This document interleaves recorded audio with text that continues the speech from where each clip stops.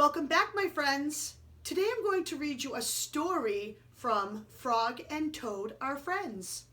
I even wore my frog pants in honor of this book.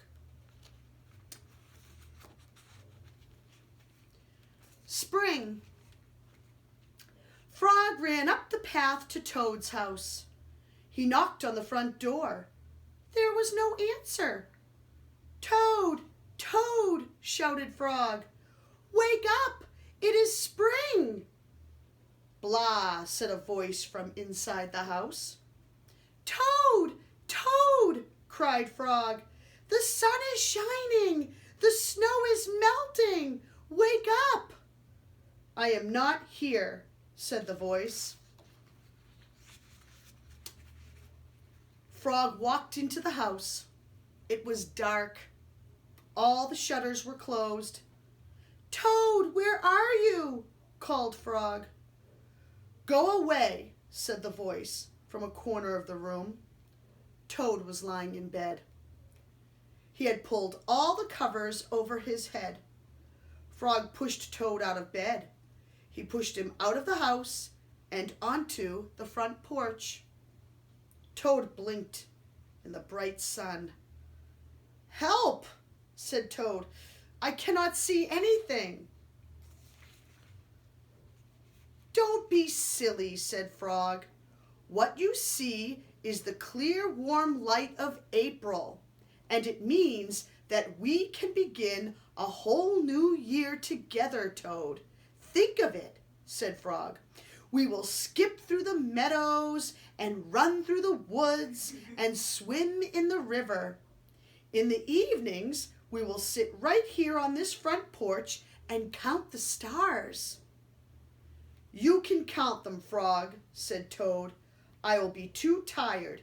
I am going back to bed." Toad went back into the house. He got into the bed and pulled the covers over his head again. "But Toad," cried Frog, "you will miss all the fun." "Listen, Frog," said Toad. "How long have I been asleep?" "You have been asleep since November," said Frog. "Well then," said Toad, "a little more sleep will not hurt me. Come back again and wake me up at about 1/2 May. Good night, Frog." "But Toad," said Frog, "I will be lonely until then." Toad did not answer. He had fallen asleep. Frog looked at Toad's calendar. The November page was still on top. Frog tore off the November page. He tore off the December page and the January page, the February page, and the March page. He came to the April page. Frog tore off the April page too. Then Frog ran back to Toad's bed.